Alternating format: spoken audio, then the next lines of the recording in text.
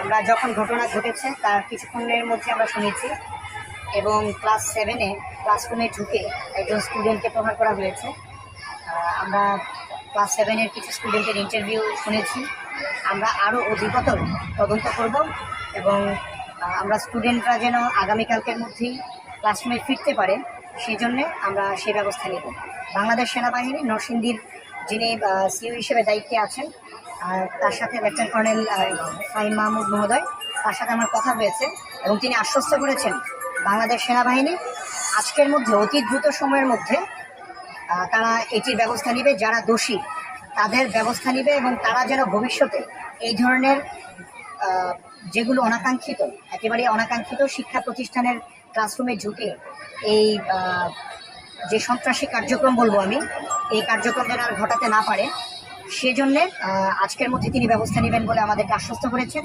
যারা অভিভাবক এবং যারা শিক্ষার্থী সিরাজনগর স্কুলে কেউ যেন ভীত না হয়, ভীত সন্ত্রস্ত না হয়, তারা নির্দ্বিধায় যেন ক্লাসরুমে ফিরতে পারেন এবং অভিভাবকরা যেন বিনা টেনশনে তারা তাদের সন্তানদেরকে ক্লাসরুমে পাঠাতে পারেন, সেই ব্যবস্থা আমরা নিই।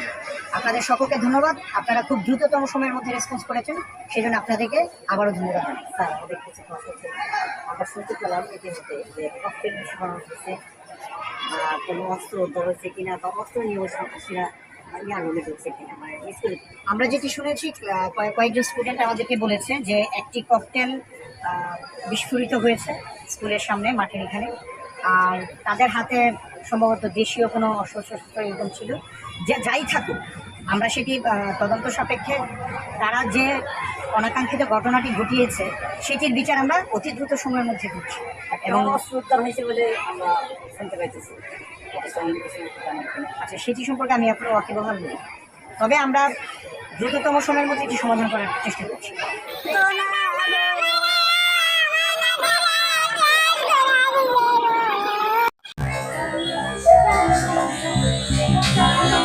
পানি দেন মুখে পানি দেন।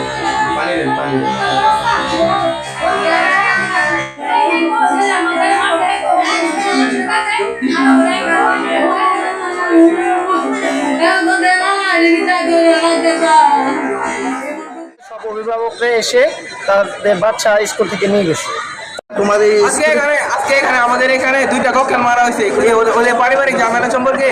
এই স্কুলের স্টুডেন্ট ছিল ওদের পারিবারিক সম্পর্কে ঝগড়া হওয়ার পর একটা স্টুডেন্ট ছিল আমাদের স্কুলে পড়ে, ওকে আসে মারছে ওরা, আর এখানে দুইটা ককটেল মারছে, একটা ফুটছে একটা ফুটে নাই। এটা নিয়ে ঝামেলা হয়েছে আর কি, মূলত সবাই ভয় পেয়ে গেছে। এটা কটা নাগাদ? এটা 11টা ক্লাস শুরু হওয়ার পরে। দর্শক, আমরা এই মুহূর্তে রয়েছে রায়পুরা সিরাজনগর উচ্চ বিদ্যালয়ের মাঠে। এই মুহূর্তে আমরা দেখেছি সেনাবাহিনীর সদস্যরা রয়েছেন মাঠে। তা আমরা শুনেছি কিছুক্ষণ আগে নাকি এই স্কুলের মাঝে নাকি ককটেল বিস্ফোরণ হয়। এই সংবাদ পেয়ে সেনাবাহিনীর সদস্যরা এবং সাংবাদিকরা ছুটে আসেন। ইতিমাঝে নির্বাহী অফিসার যে রয়েছেন ইউনু মহোদয় ইতিমাঝে আমরা দেখছি ঘটনাস্থলে আসেন। আমরা ইতিমাঝে দেখতে পাচ্ছি যে শিক্ষার্থীরা কিন্তু অনেক শিক্ষার্থী কিন্তু আমরা দেখতে পাচ্ছি এই মুহূর্তে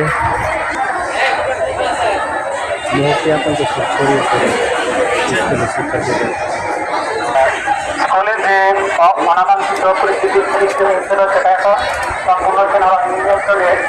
আপনারা দয়া করে সবাই বাড়িতে চলে যান। সাংবাদিক তারা অভিভাবক যারা সবাই চলে যান। আমরা দেখছি জার্নালিস্টগুলি আছেন, পরিস্থিতি স্বাভাবিক হচ্ছে এবং আছে। আপনারা এখানে আজতা একটা আতঙ্ক পরিবেশ তৈরি করেন না। সকল স্টুডেন্ট সেফ আছে, ইনশাল্লাহ কোনো সমস্যা হবে না। পরবর্তী ইনভেস্টিগেশনের মাধ্যমে জানানো হবে এবং আইনগত ব্যবস্থা নিতে নিব। বিশেষ করে যারা আছেন অভিভাবক মন্ডলী, প্লিজ আপনারা আপাতত স্কুলের বাইরে চলে যান। এখানে নির্বিচ্ছিন্নভাবে লেখাপড়া করার পরিবেশ তৈরি করুন। এখানে ইউনো মহোদয় আছেন, সার্বিক সহযোগিতা করছেন। আইন শৃঙ্খলা পরিস্থিতি অনেকটা স্বাভাবিক আছে, আরো থাকবে, স্থিতিশীল হবে ইনশাল্লাহ। ধন্যবাদ। আহত হয়েছে বলতে সে হাসপাতালে চলে গেছিল, আমরা হাসপাতালে তাকে পাঠানো হয়েছে। পরে আবার তার মা গার্জেনরা রিক্সা দিয়ে হাসপাতালে নিয়ে আসছিল, নিয়ে আসার পর আমরা তাকে দেখতে পাই সে জখম হয়েছে অনেক। জখম যে হলো, এরকম অনাকাঙ্ক্ষিত ঘটনা আর ঘটবে না স্কুলে। এটার জন্য আমাদের ইউনো মহোদয় এবং এসিলেন্ট স্যার ও সেনাবাহিনীর কর্মকর্তারা পদক্ষেপ নেবেন বলে আমি আশা করি। Thank you. আপনি তো অভিভাবক হিসাবে আপনি তো অভিভাবক, তা আপনি কি শুনে আসছেন এই স্কুলে যে ঘটনাটা যদি একটু বলতেন? আমি শুনে আসছি যে স্কুলে একটা ককটেল বিস্ফোরিত হয়েছে, সেই আতঙ্কে আছে সব বাচ্চা এবং অভিভাবকরা। সেই আতঙ্ক থেকে আমিও অভিভাবক একজন ঘরে বসে থাকতে পারলাম না, ছুটে এসেছি আমার বাচ্চাকে নিয়ে যাওয়ার জন্য। দর্শক, আমরা দেখতে পাচ্ছি এইমাত্র স্কুল ছুটি দেওয়ার পরে যার যার গার্জিয়ান অভিভাবক কিন্তু নিয়ে যাচ্ছে। আপনার ইতিমাঝে জানেন যে স্কুলে ককটেল বিস্ফোরণের ফলে কিন্তু সেনাবাহিনী তাৎক্ষণিকভাবে এসে কিন্তু এই ঘটনাটা দেখেন এবং ইউনু মহোদয় কিন্তু তাৎক্ষণিকভাবে এই ঘটনাস্থলে আসেন। আজকে স্কুল ছুটি ঘোষণা করেন।